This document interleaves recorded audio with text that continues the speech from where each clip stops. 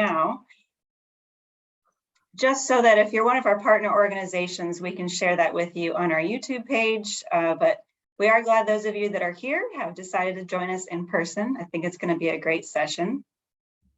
And I will just start off by introducing myself. For those that don't know me, I'm Jenny Wolf. I'm the president of the Board of Trustees for the Florida Trust for Historic Preservation, and we are the statewide nonprofit dedicated to protecting Florida's extraordinary history and heritage. And I am based in St. Augustine, so obviously that speaks for itself, but I am working on relocating to Pensacola, which is going to be fun. But I've also been working and visiting various places in Florida for the past 25 years. It's one of my favorite things to do. So I really appreciate the challenges that all of our organizations face as we try to preserve Florida's diverse heritage. It definitely is a big task. And so we're bringing you this session as an opportunity for us to confront those challenges and to learn from each other how we can work more effectively to advocate and advance our missions. And to that end, for the session today, if you weren't here when I announced it earlier, please feel free to go in the chat and let us know which organization you're representing, and also use that place to ask any questions. We will be monitoring that and then also answer any questions we can at the end when we get into our Q&A session. And today, we are very lucky to have with us Heather Hodges. She is a seasonal expert, not only in Florida heritage, but also board organization, resource management, programming for strategic planning and engagement. And she's going to be speaking to us on working boards, governance opportunities, and capacity building for historic preservation nonprofits in the South. And the goal is for us to learn some strategies for turning our boards into working boards that can be a sustainable engine for all the work that we need to do. Heather is currently Director of External Relations at the Historic New Orleans Collection. This is a museum, a publisher, and a research center dedicated to the stewardship of the history and culture of New Orleans and the Gulf South. Mm-hmm. Heather was also the Executive Director of the Gullah Geechee Cultural Heritage Corridor, which is where we became acquainted. It's a national heritage area. That she has also worked in Florida on a National Register nomination for the Palm Springs Cemetery in Jacksonville, and helping to produce the interpretive panels on Gullah Geechee heritage at the community of Cosmo, Florida. Mm-hmm. And her recent public speaking engagements have included the National Trust for Historic Preservation, the National Association for Interpretation, the Association for the Study of African American Life and History, and the U.S. Embassy in the Barbados. Take it around. As I mentioned, she has a lot of board experience, and she is currently serving on the advisory board for the Charles Joiner Institute for Gullah and African Diaspora Studies. Conference was awesome, amazing. I can't recommend that more. So next, what was it, in February? Here in February and March. Mm-hmm. Yep, February and March. Look that up because it was one of the best conferences I've been to for the kind of work that we're doing in connecting heritage and conservation and just learning from each other. It was just a really great experience. So great work on that.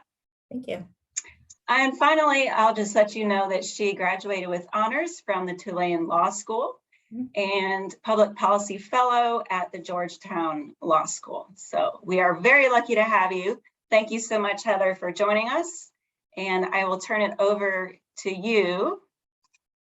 Let's see, did she pop? I just lost her screen, so bear with us here. We've been on for about 15 or 20 minutes. Haven't had any technical difficulties, of course, until we're about to get started. But let's see, just seeing who's here. We've got a lot of people from the board of the Florida Trust. Thank you all for coming. I appreciate your time. Thomasville History Center. That is a beautiful, beautiful place. And Lawndale Museum in Rockledge. That's a new one for me. Mm.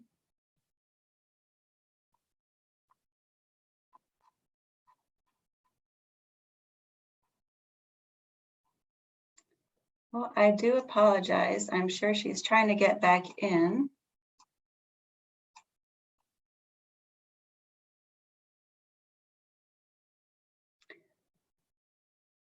Let's see. In the meantime, we can talk about some activities that we have going on with the Florida Trust because we're always busy. We have a new staff person. We're really excited to introduce Daphne Patrick. She is going to be working closely on some of our conference programming strategies and outreach. And by the way, the Preservation on Main Street conference is happening at the end of July, I believe the 27th through the 30th. And this year it's in DeLand, which is a great little Main Street community. We've got some fun tours scheduled. And if you haven't registered already, we do have advanced registration open for a discounted rate of $195. And you can also find links to hotel rooms to get you set up for your lodging. And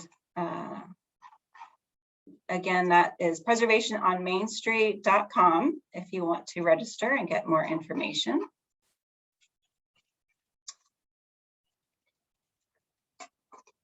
Let's see.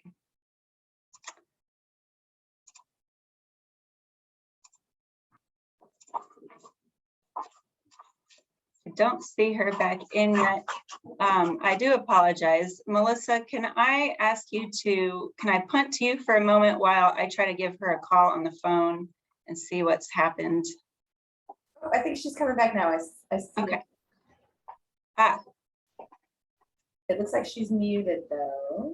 There she is. Okay. Sorry about that. The hotel kicked me off the Wi-Fi and I had Oh to no. get back on. I'm sorry. I'm at the Alliance of American Museums meeting in Boston. And so I just had to get back on the internet. So I am sorry. Apologies. Wouldn't be a Zoom without a technical difficulty. So I think, were you passing the mic to me when? Yes, it was perfect disconnect me? timing when you just disappeared. I'm back. Yeah. And I promise I made my presentation on the short side, so hopefully we haven't lost too much time. So should I go ahead and share my screen now? And that will work great. Go ahead and take over. I'll be here for any assistance that you may need. Again, watching the chat room, and okay. We look forward to hearing from you. And I think you just need to make me a co-host again. Aha, gotcha. Thank you. There we go. All right.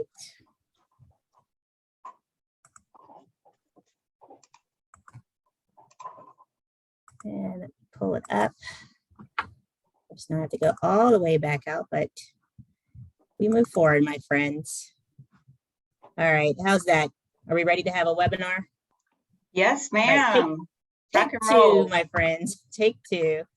All right. Well, let me start by giving thanks to Jenny, Melissa, Ines, and everyone at the Florida Trust for inviting me to join you all today. And also good afternoon and a special thanks to all of you who are committed to doing this important historic preservation work at the community level. I worked on a number of preservation projects in Florida, most notably in Duval County. So I'm well aware of how much work needs to be done, and often with very, very limited resources. So my talk today will focus on a particular resource challenge that I found to be very common in the work that I do, is that many groups are trying to do very complicated preservation projects, sometimes with or without a nonprofit structure scaffolding that work. And even when they have a nonprofit structure and they have a board, they often have no staff,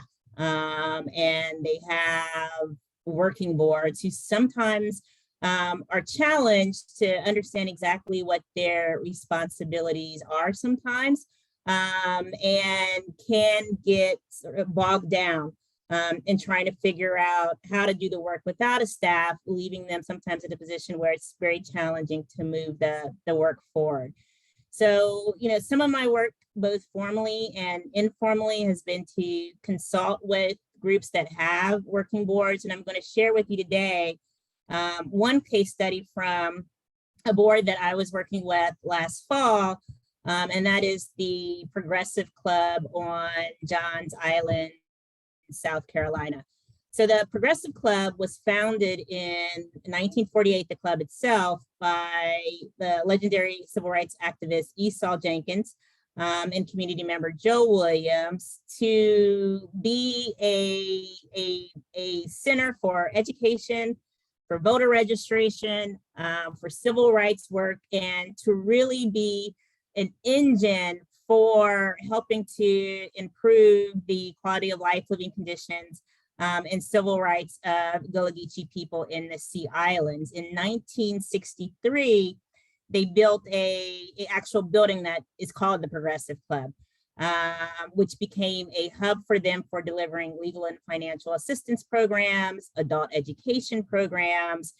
They had dormitory lodging in the back where folks such as Stokely Carmichael and Martin Luther King came to stay during the civil rights movement.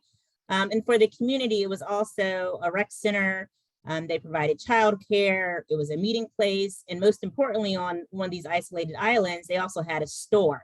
So it's a really important structure for them. Unfortunately, it was severely damaged in 1989 by Hurricane Hugo, which took its roof.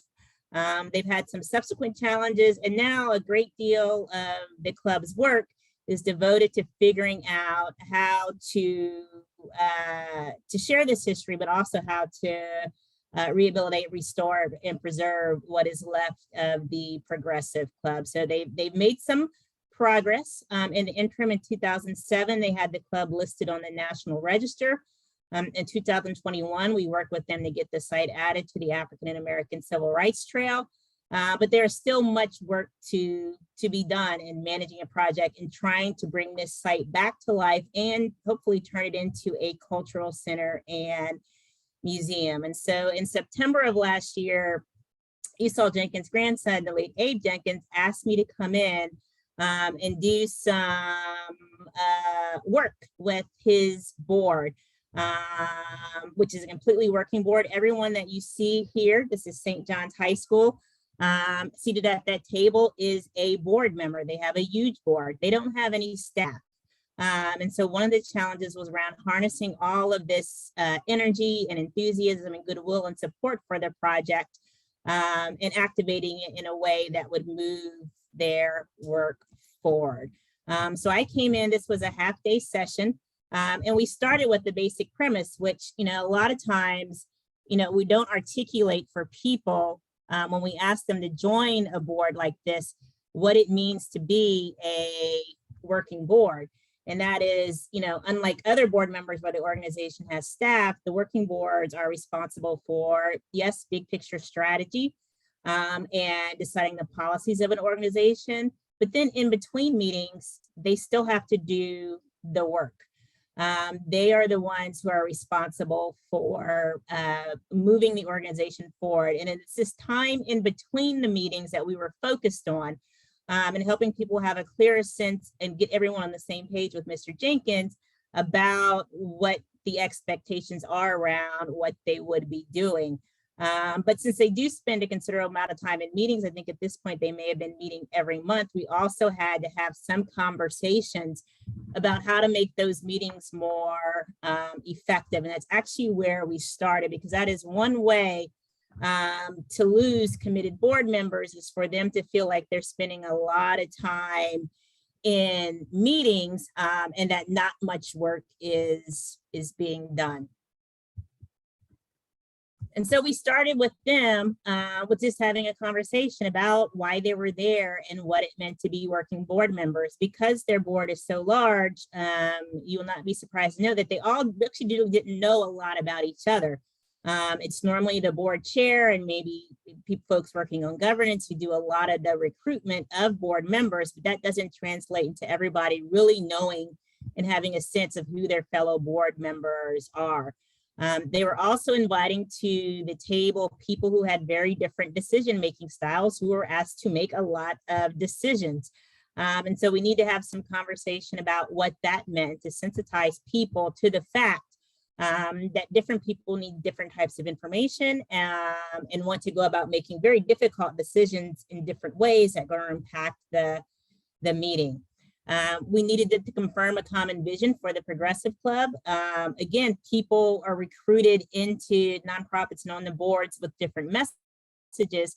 And it's not always the case unless you ask that everyone has a common understanding of what the organization could be doing. Even if at some point they've agreed on a mission and vision statement, they may still have different understandings or different priorities. And it was surprising as we went around the room to hear how differently people thought about what the work was.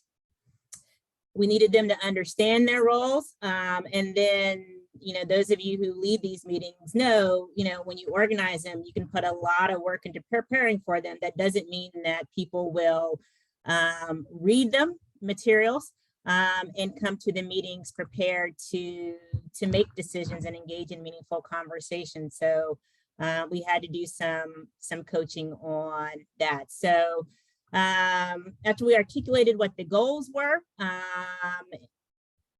we moved on to discussing some of these points, doing some exercises, which allowed us to shine a light on the different ways that people discuss and make decisions. And so the example we work from is, your car died this afternoon, you have to go out and buy a car tomorrow. What steps would you take to do that? And just from that simple exercise, they realized how differently they think about solving problems. And I think that was incredibly helpful. And I hope facilitated them having more patience with the speaking styles and the questions that their fellow board members were asking, because they were coming from this very real place of just needing different inputs for making decisions.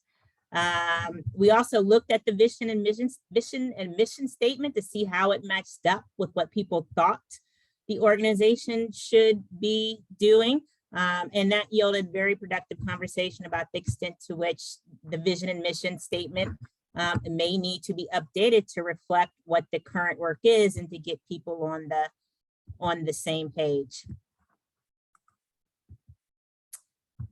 And so these were real hands-on exercises, because it's, you can have a consultant come in and show 1 million PowerPoint slides, but it doesn't necessarily translate into people internalizing this information. And if we had more time, I would take you all through this exercise of asking you, what do you think are some of the roles of a board member in a nonprofit? For some very large boards, institutional boards, corporate boards, board members are often provided with a job description, sometimes a contract. There's a lot of downloading in very specific ways around what expectations are. That doesn't always happen in these smaller community-based nonprofits, particularly if they don't have a staff to organize that work. And so the board chair or a founder may have a clear understanding of what he or she wants the board members to be doing. But if you don't tell them, it's not always clear to them what they should be doing between meetings. And so we went through this exercise of having them write down what it was they thought they should be doing. And then the second question is, in light of the fact that there are all these things that need to be done, how do we get this done without any staff? And then the last question was, to the extent we're doing this work in the meetings, is everybody fully prepared, or are some people showing up and their conversations flowing around them and they have no context and don't feel confident asking questions, or don't feel confident voting for or against a proposition? Well, one of the ways that you can most effectively sort of alleviate that and get full board engagement and participation is ensuring that people prepare for meetings. So a lot of this is a way of getting at this question of what is it that board members should be doing, because to the extent they're not, you're losing capacity, because there are many ways that a board member can contribute to a project, but they need to know what you want, and what you're asking them to give needs to align with their vision for what the association or what the group should be doing. So in case you were doing this in your head, these were some of the typical board member responsibilities that I articulated for them. Probably most folks on the call have some understanding that this is part of the project, being able to articulate for a range of people mission, purpose, and goals, attending board meetings, committee work, committing time, thought, and effort, helping with writing policies, understanding that they have responsibility for financial accountability. I've been in many board meetings, many settings where the treasurer, duly presents the spreadsheets and reports, and people look at them and they nod, but they don't really understand what they are. And so this is underscoring that you have a fiduciary duty to understand the finances of the organization, and to the extent you don't, you need to be asking questions. You also may have a financial obligation, what sometimes is called our give or get, to the association, and that might be unstated again, and people may not be giving, but if they aren't told that it is an expectation, again, there may be lost capacity there because people have the ability to give, or they may have networks that can be leveraged. Fundraising is important. Representing the organization to the community, that doesn't just fall to the board chair or the founder. Everyone that's on the board has the ability to go out and tell these stories. And then there are some ethical and other constraints like avoiding conflict of interest. So I didn't give them a full list of all the sorts of expectations I have seen. The point we were trying to make is that there are and should be clearly stated expectations around what your working board members can and should be doing. Because there are challenges, that not having a staff can be incredibly, it can hamstring an organization.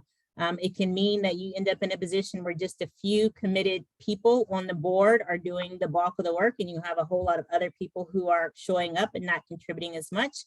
And that can lead to people burning out. That can lead to projects stalling out. And so working boards need to be clearly aware that they are differently situated, and probably all do understand that if they had staff, and many of them want staff, different things can be done. But that doesn't mean that that's the end of the conversation. What we really should be doing is thinking about how we maximize our participation in mind all the capacity that exists among the people who are around the table at the board meeting to move the work forward.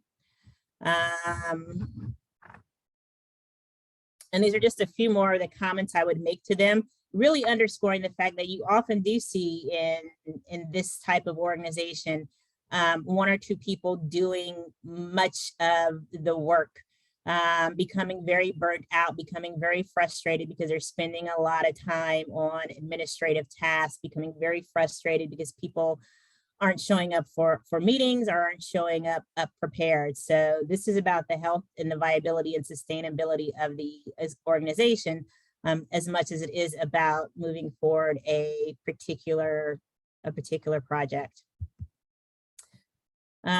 These were some more handouts we walked through on different decision-making styles. Again, this is so important because this can be a real roadblock, can hold up a lot of meetings when people just can't reach a decision. And for a chair and for other board members, again, to be aware of what's going to take to move certain people to making very difficult decisions. This understanding can go a long way towards getting more efficient meetings and getting working board members more involved. So the next step was, how do we as a working board without a staff, if we can make it through a meeting, if we can make some hard decisions, if we can decide what projects we want to do, then how do we do this? How do we do this amongst ourselves? And so we picked a sample project that they were working on, and we started breaking it down. And this is not rocket science. This is about having institutionalized internal processes for tackling something, which involves, figuring out what's been done, who's going to own the project. Is this going to go to a committee? What are the deadlines, tasks? What information do we need? Who is out there to help us? Who is out there to partner with us? When do we need to report back? How will we make a final decision? Again, this is all stuff we probably, instinctively do in our own lives and definitely in our day jobs. But a working board has to figure out a way often to do this without administrative support. And so this was a useful exercise for them in working on a particular project and trying to break it down so that they do build in some accountability. It's not just that they voted on it, it made it into the meeting, that the chair moving forward has some sense of how we're going to get this done and if it's feasible to get this done. And then we did some very specific sorts of, exercises that day to try and move it forward. One of the things that the Progressive Club wanted to do was more educational outreach programs. Well, that is not entirely aspirational. That is something that a lot of people do every day. And there are some fundamental inputs that you need. You need a speaker, you need space. How are you going to market it? Where are the volunteers going to come from? Who's the audience? Can you get sponsors and support? And this is just a way to focus during a board meeting, people on trying to solve particular problems and capturing that information while everyone is sitting there.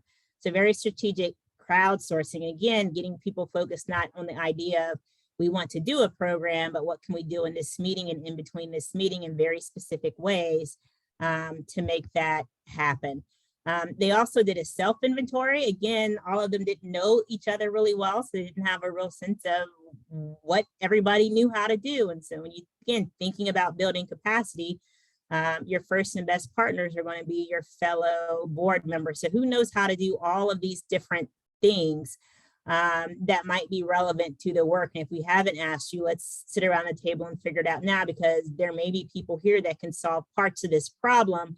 And we just don't understand what that skill set is. We also started mapping connections and networks and started trying to brainstorm about what are the different networks of communities and people that we are all connected to as board members, that we need to do a better job of mining, again, to build capacity for a lot of the different things we needed to do. So again, this is all paperwork that you can do in a meeting, you can do in a half-day session, capture this and begin to leverage it for purposes of moving the work forward. So, I described having the board walk through a lot of different tasks and these handouts that I've been showing on the screen are handouts that I shared with Melissa that I'm happy to hand out to anyone. And so if you are in a group that has a working board and you want to try and replicate what we did with the Progressive Club, this is the agenda. This wasn't, taking people away from their lives for days and days and spending a lot of money. This was convening everybody in the library at the local high school. We also brought in speakers just to break up the day, people we wanted to be connected to the work, people who wanted to know more about us, to have them go through this process and understand some of the opportunities and challenges around working with the club. And then we worked through all of the other exercises in about 3 hours and had lunch and breakfast brought in. And you can get a tremendous amount done when you're focused in this way on these organizational and governance issues, separate in part from what you would be doing during a normal meeting. And I won't say that this is a magic bullet that you can do this once and it will resolve all these challenges, but it is a way to focus people on what it means to be a working board, not to overwhelm them, but to provide specific strategies for how we combine forces to do the work that we do. And so, to give you another example that's closer to home and to show how this can work with concrete results in terms of projects and sites that you can visit in Florida, I'll talk about the work that we were doing in Duval County when I was still at the corridor. So one of the challenges a lot of historic preservation organizations face in their funders and supporters is they may get discouraged if there's not immediate success, or they get frustrated because people don't, share their understanding that their particular preservation project should be a priority for the community. So what we would do at the corridor is we would pull focus, and we would have quarterly meetings in each state where we would bring together people working on a variety of both historic preservation projects, but also cultural documentation projects, education projects, sort of anything that touched on history and the preservation of history and culture, so that we could see the lay of the land in any particular community or county. What is it that would motivate people to want to get involved in a project? And as a funder or organization like the Trust, this is an incredibly helpful exercise for pulling focus and getting a real sense of where there are opportunities for engaging people, as well as signaling your enthusiasm for supporting their projects as well. So this was a meeting that we had at TIM, May 2019. And we just let people stand up one after the other, different groups, and collected a lot of information about what it is they were interested in and the projects they wanted to work on. As a quarter, that allows us to triage. We had limited resources and get a sense of where we would commit. But again, also understanding this larger landscape, particularly in one community, about the stories people want to tell and the history that they want to preserve. So coming out of that, we knew we had a lot of historic preservation projects. And what we did then was to convene people who were working more specifically on those sorts of projects.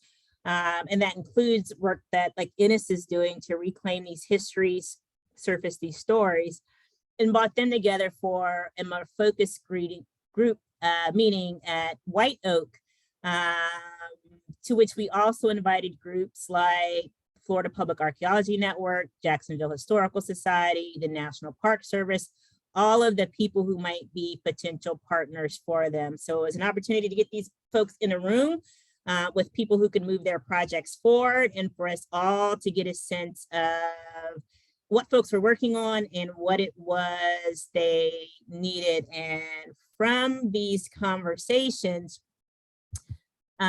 emerged the connection that the corridor then built with the community of Cosmo, which is familiar to folks at the Trust, because you put them on your 20 to 2011 to save list. This is another group that was very energetic, that did not have any staff. And so they were trying to figure out how to get a lot of projects done in a community that's facing a lot of challenges from gentrification and development. So they had a historic cemetery, Palm Springs, that was surrounded, I think, on 3 sides by development, which needed to be marked in some way. They had a council member, Al Ferraro, who grew up in the area, was familiar with the community, and managed to get an appropriation from the state of Florida to build a park that would commemorate that history. But although that comes with that, if you're going to put up historic markers and interpretive signage, they have to be written and produced. So they had a number of things they wanted to do. And coming out of that 2019 meeting, we had some understanding of how we might help. And over the course of my involvement with it, which actually continues to this day, but my formal involvement as director of the corridor, a wide range of people got bought into their work, including the city. Y'all probably know Sandra, Jacksonville Public Library, and probably most importantly for the cemetery, the Florida SHPO. So this is an example of a group coming together, getting a clear vision of what they wanted to do, figuring out a way to work together, and creating an infrastructure that allowed them to stably partner with these outside groups. So using that coalition that they built, we were able, with the great assistance of Andrew Aber in the SHPO office, to get Palm Springs Cemetery listed on the register in 2020. And I should say this is not due to solely this meeting at White Oak. A lot of this work had been happening in Cosmo dating back to the 90s. We all know there's long horizons for any of these projects. But the stars just seem to have aligned in the last few years for a lot of folks to get involved, including the trust, to help provide a spark for some of this work. So the cemetery is now listed. The park was built, and Ines and I and many people, including a volunteer graphic designer, as well as community members, community historians, work for months and months and months on the interpretive signage and panels for the park, which had its grand opening earlier this spring with the dedication. And I'll show you really quickly some coverage from that day so that you can see, you know, if the work is done to get your working boards, to get your organizations without staff, you know, focused, pulling together on a specific list of projects, willing to engage with partners to build capacity, that it is possible for them to achieve these significant outcomes.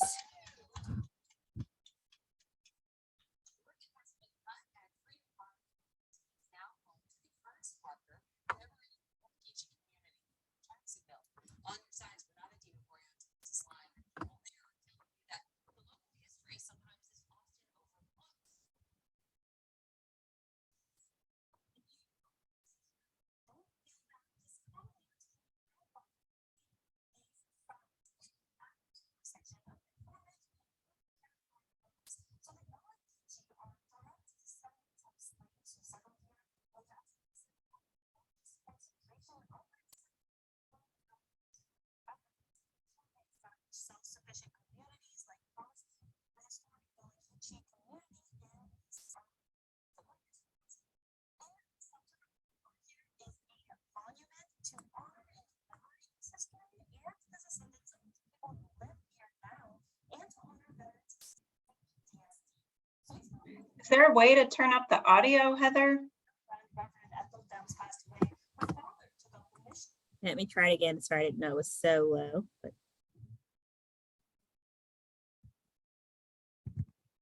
all right, this is as loud as I can get it. History. She says the part of her is bittersweet because her father doesn't get to see it. Saying to you here, you know, this is only the start. If we can do everything that represents the vision, so we look forward to recreating that museum, having the nature trail.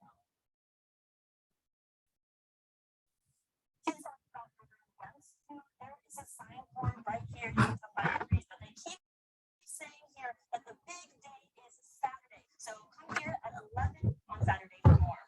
And I'll take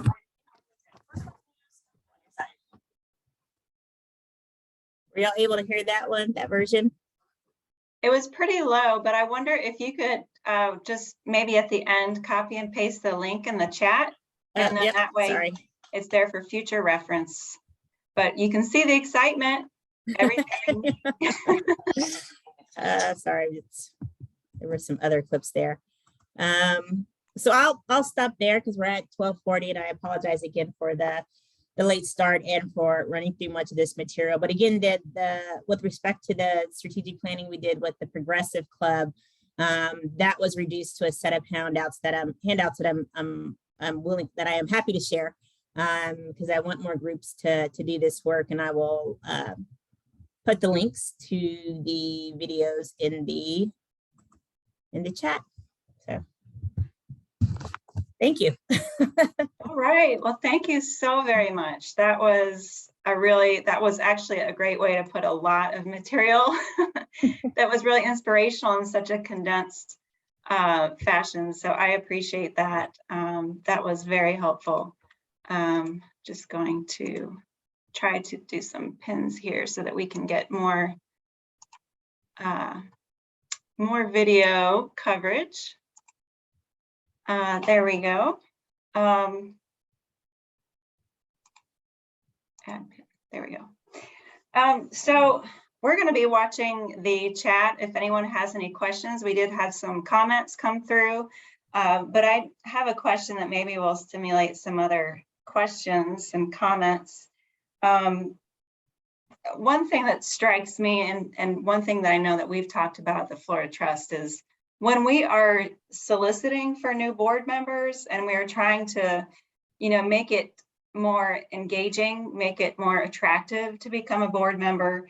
But we do have some basic commitments, financial, attendance, and sponsorships. And I'm wondering if you're seeing organizations be more flexible in what those are, so that you can both engage those that might be students or new professionals or reaching different cultural groups, to try to break down some of those barriers to participation. And, how do you balance that with other board members?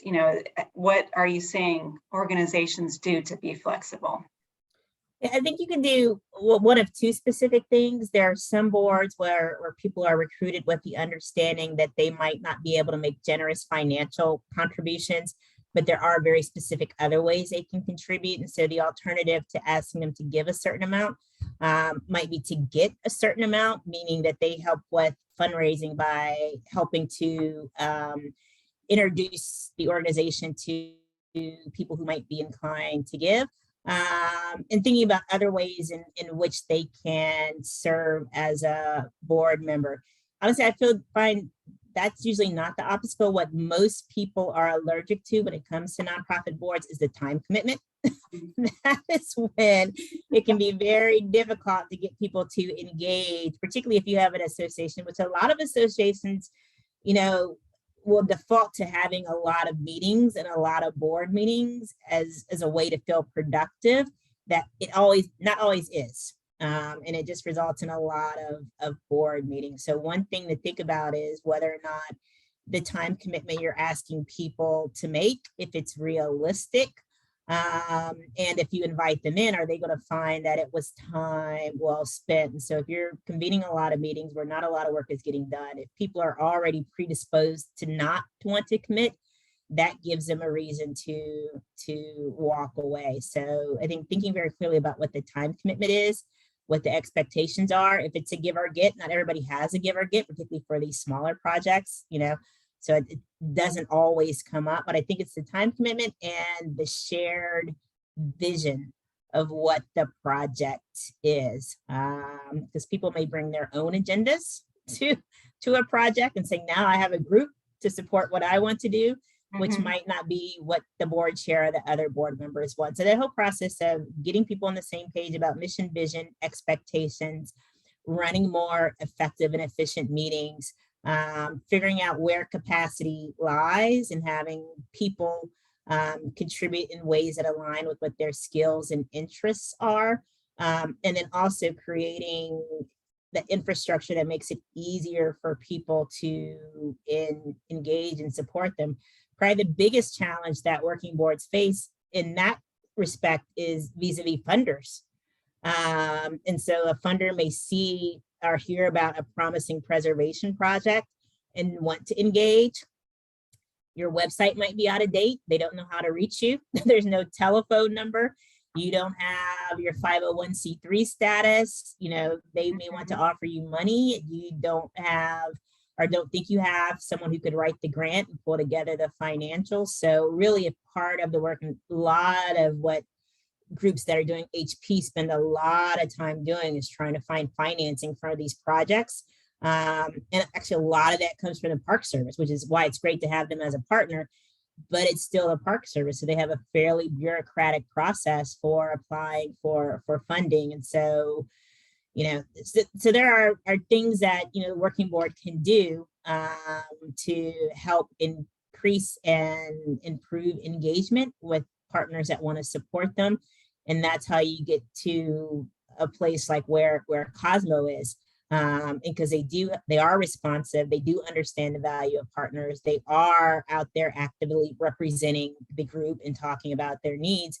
And you see, they all showed up in their orange t-shirts, right? So we went back to the opening and actually sell those t-shirts. So if anybody wants one and wants to contribute, you can buy a Cosmo t-shirt. But when we had our first meeting at Timucuan, they showed up in force. Everybody had on a t-shirt, even the kids. They were representing for the cause and had a clear idea of what they wanted, and had members who would pick up the phone and be willing to have these conversations. So that's gone far afield from what you've said, but it's around not this having a specific list that applies to every organization, but having understanding of what your organization needs and what you want your working board members to do is probably the best way to describe that, because one size will not fit all. That's really great advice. And it reminded me that I wanted to make sure you knew that I loved your metaphor for decision-making. Uh-huh. You decide that you need to buy a car. So tomorrow you're going to buy a car. Well, what needs to happen between today and tomorrow? So I know we're going to be looking forward to trying to develop some kind of decision-making matrix within what we do, because I find that that will really help translate the objectives. How do we get from here to there, and how to hopefully motivate more folks to get involved and contribute, because everybody has ideas. I mean, we're all here because we're passionate for our organizations, but we know that it's carrying out those ideas and getting those decisions implemented. So I appreciated that. That was fun. It is. I mean, we've all sat through these long meetings, and you get frustrated because using the car metaphor, everybody does it different. Some people will ask their friends what they should buy. Some people get on the internet for 3 months and want a lot of information. Some people will say, maybe I don't need a car, maybe I should get a bike.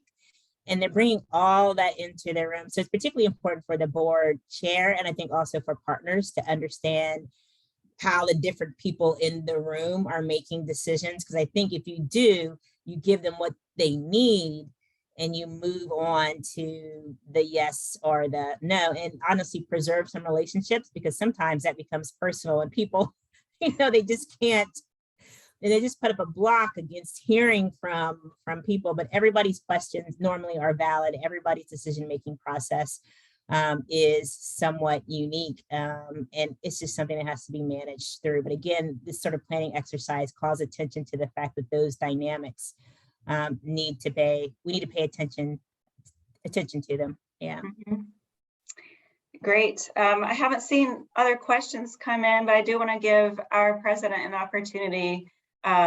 Melissa, if you would like to chime in and see how you think this could apply to the various organizations that we have today, the St. Pete Shuffleboard Club, the Villagers, Thomasville History Center, and Lawndale Museum, and also things that we hope to take away as the Florida Trust, or have other questions. Yeah, absolutely. I think something that Heather brought up that was really impactful was around the roles and responsibilities of board members, because of course there's sort of those fiduciary things that y'all are responsible for. And those are going to run with any nonprofit organization board that you sit on. But each board, I think, in addition to that baseline, has its own kind of cultural expectations of what needs to be done by each board member. And I think that communication is just so key. And I think that's something that all nonprofits, and even us at the Florida Trust, could continue to think through and be mindful of. And I think, Linda, you had a great suggestion that maybe we incorporate some of this into our incoming board retreat, which, for those of you guys who maybe don't know the ins and outs of our governance and organization internally, we do annually a board retreat where we get together as a full board and talk about a lot of the things that Heather was mentioning, how to make tactical our strategic goals to achieve our mission. And I think that including some of these thoughts around what you presented around communication and how to make those roles and responsibilities and the culture of the board clear, that would just great for us and for any nonprofit. So thank you for sharing that. Absolutely. You're welcome. And I actually should put an asterisk about that. I didn't have to make this clear with respect to the Progressive Club, because it is a Gullah Geechee group. But to the extent you're doing this work with community groups that are rooted in specific cultures, having some understanding of how different cultural groups make decisions is also, I think, very important. So, for example, Gullah Geechee culture prizes consensus.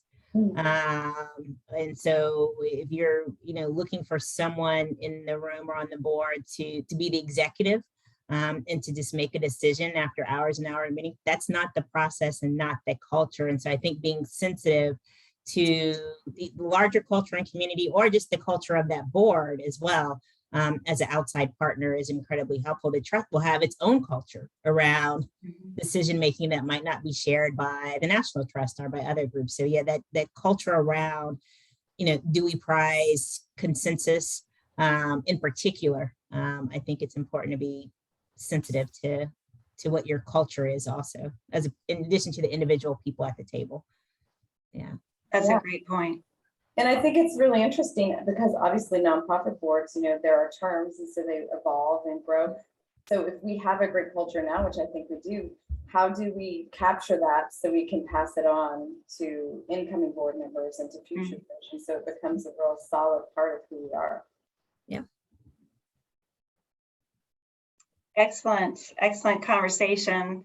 Lots of great things to think about. I appreciate the tools that you've shared with us. And if you are willing to share your handouts and worksheets, I know I would really love to try out some of those exercises at our retreat and make them possible for our other partner organizations that might be interested. And just to remind everyone, we are going to share this video. It's been recorded.